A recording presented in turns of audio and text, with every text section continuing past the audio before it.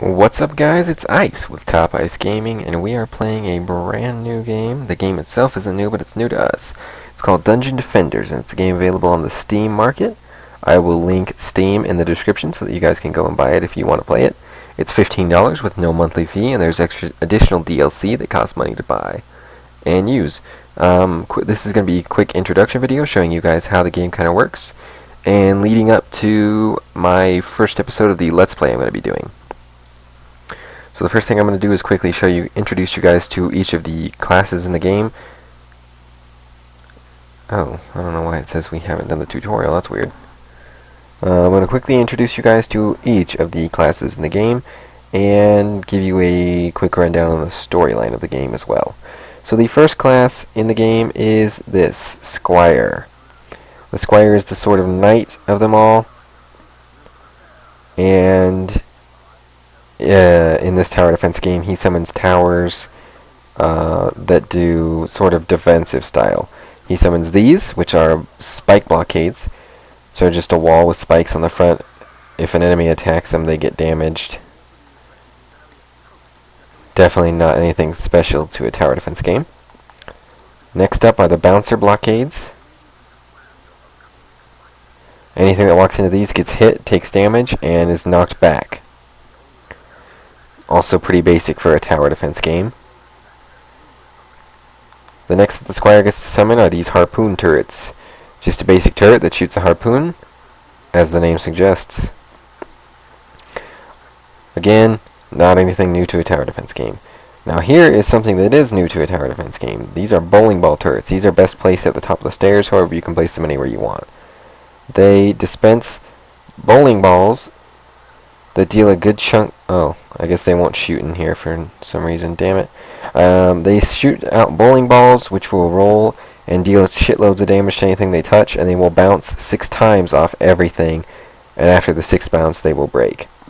So they're really good to place at the top of the stairs, especially if the stairs are railed off, because they will just bounce around and hit everything on its way up the stairs. And the last thing that Squires learn to place are these. They're called the slice and dice blockade. Basic blockade, but these things spin around, and they've got swords on the end that deal damage to anything that touches them. A pretty good thing to do with these is to put them at a doorway, or any spot where enemies are going to have to go through. So as you can see, the enemies will have to go in between them, and they'll get chopped to bits. That's pretty nice. As for the Squire's DPS abilities, he has Circular Slice, which is a small knockback, and he has Blood Rage, which makes him move mega fast and deal a shitload extra damage. However, it costs mana for each second that you have it active, so most people don't really end up using it except for bosses. So the Squire's a pretty basic character for a tower defense styled game, and that's all there is to it. I'll switch to the next character I've got and show you guys that class. Next one is going to be the Barbarian. The Barbarian does not come included with the normal game.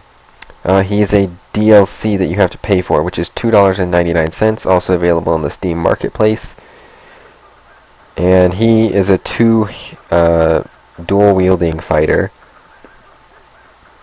It might look like I have no weapons, but these are like a fist weapon type thing. They are weapons on there. And he also, Barbarians cannot place towers. They have no towers that they're allowed to place. They are mainly just a damage-dealing class. However, what they do have in place of towers are stances, which alter the abilities that the Barbarian is allowed to use. The first stance you unlock is called Tornado Stance. Tornado Stance makes you move very fast and jump extremely high. However, all damage dealt is reduced by about 40%. So it's good for moving around, getting from one side of the map to the other really quickly. However, you want to deactivate it before you get into any combat. The next stance you get is the Lightning Stance. It adds a stun, I think half-second stun to every single attack you deal. However, as you attack, your health is drained, and it drains pretty damn quickly. So it's not anything that I ever really use, because it just drains your health too fast to even really make good use out of it. The next stance is called Siphon Stance. It costs mana the longer you have it active. However, for all the damage you deal, you are healed for a small percentage of that amount of damage. So as you can see here, all this damage, we would be getting healed for all that. Well, not for the exact same amount, but for a small percentage of that. So as you can see, that's a pretty great thing to have when killing lots of mobs and you need to get your health up.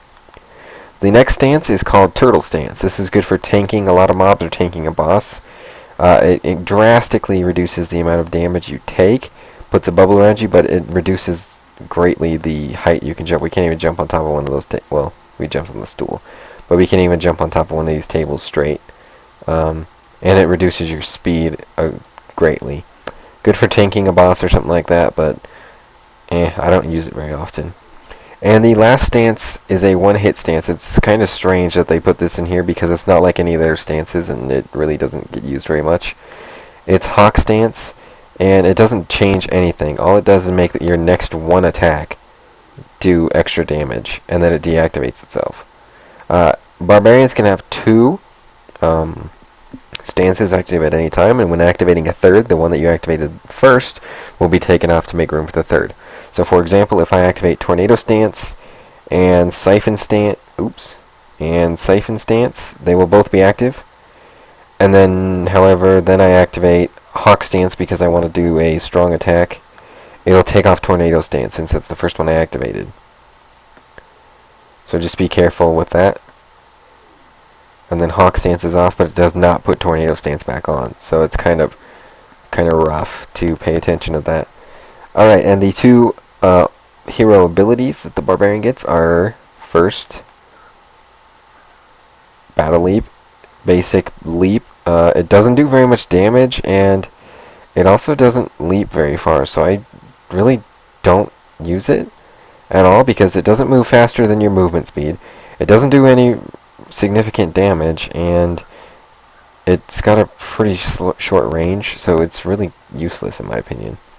And the next one is Battle Pound, which will do a cool little pound move right in front of you.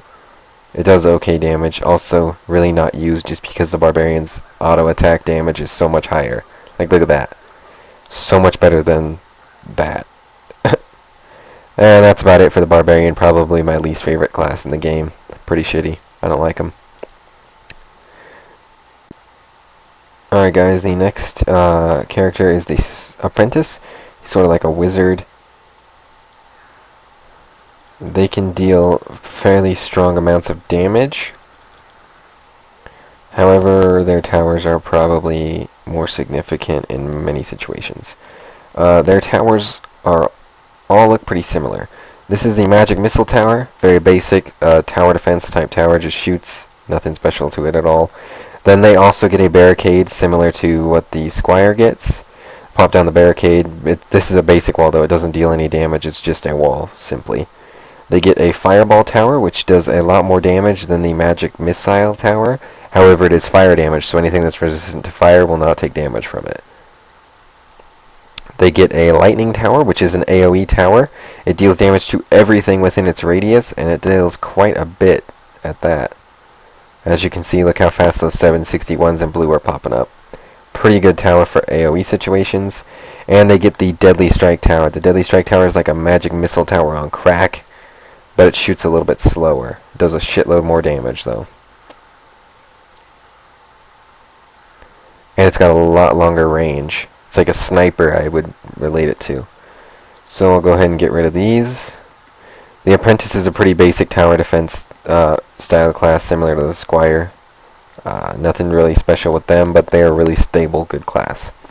Their two abilities are, first, Overcharge. Overcharge just makes it so that the next tower you summon is summoned much quicker. You can't really see because my tower's already summoned really quickly on this guy, but that was quicker, I swear. And Mana Bomb, which does a huge explosion and hits everything within the radius for about, well, the damage is based on your weapon, but for me it hits them for about 30k. Pretty good for clearing out waves if like a lot of guys get built up in one spot. And that's about it for the Apprentice. Let's go ahead and get to the next character in the game, which is the Huntress. I absolutely hate the Huntress. They're so strange. Like, my Huntress is like the same level as all my other stuff, and also has a level 60 weapon fully upgraded. And look at her DPS. I don't get it. But that's not important.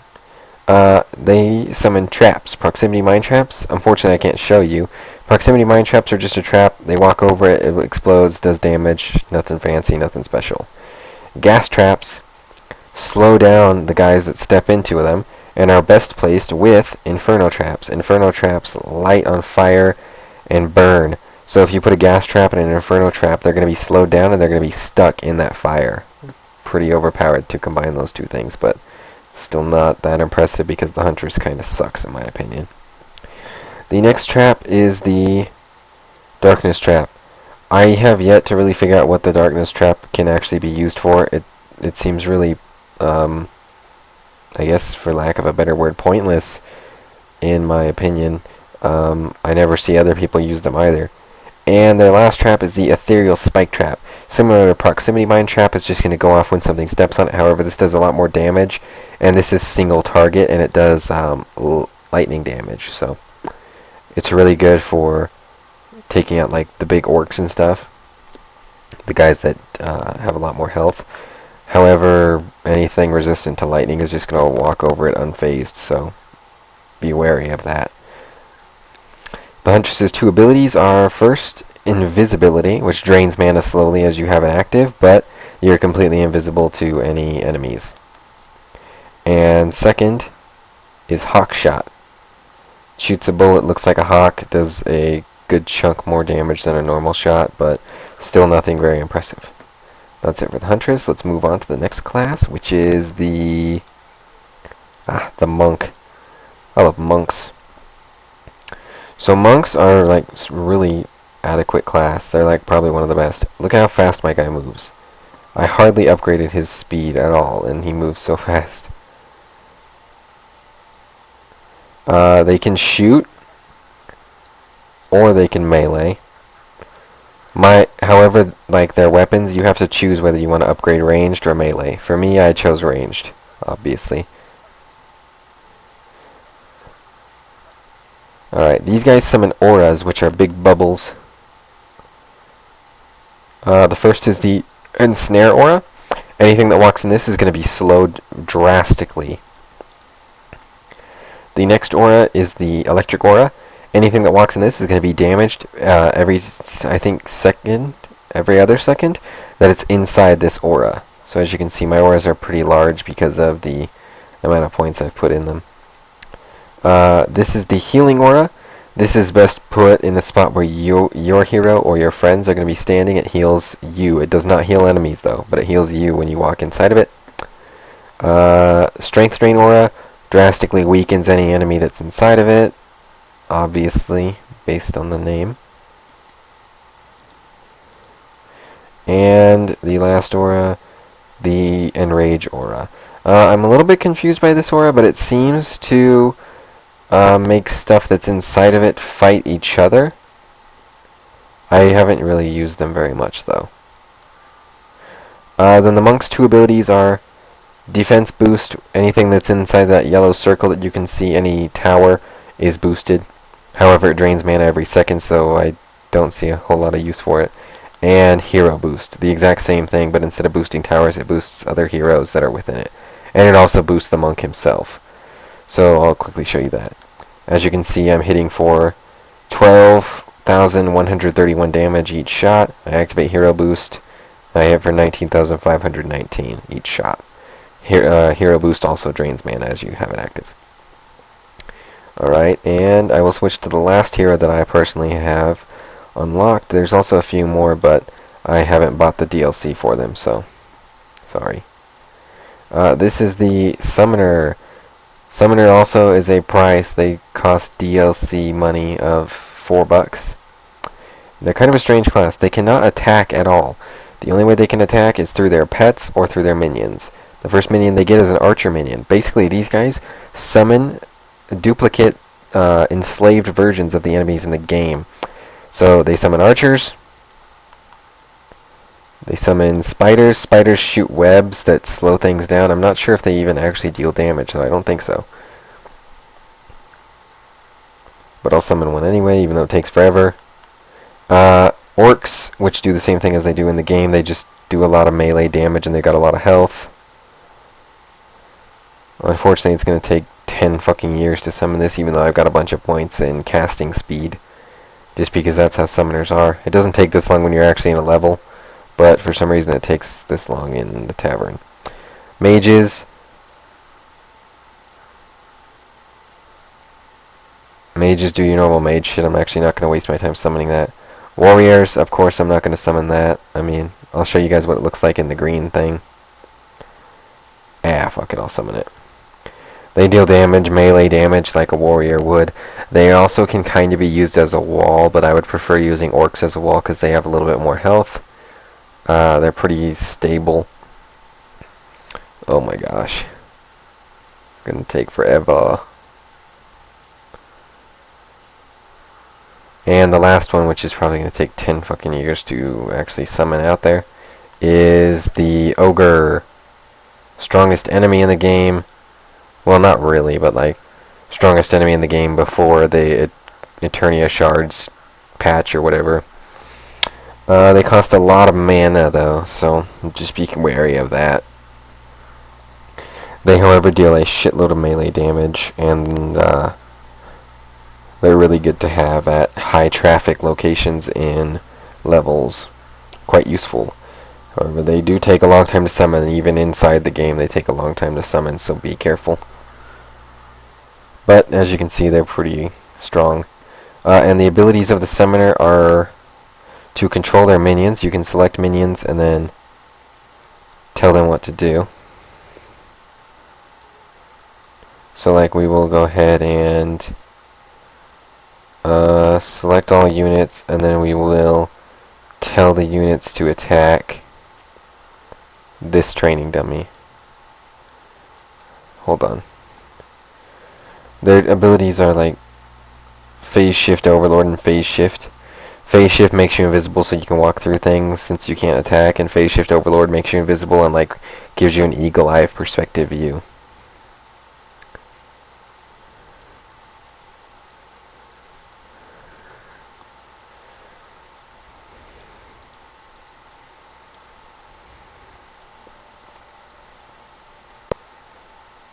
So,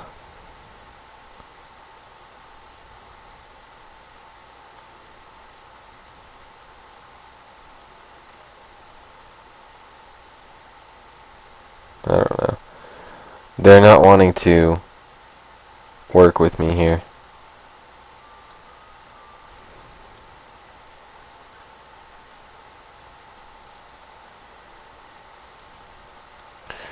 Yeah, they're pretty glitchy in the tavern, so I can't get them to do what I want them to, but basically you gain complete control of them, and you can control them during the fight as if they were your character, because you'll be invisible just standing somewhere random.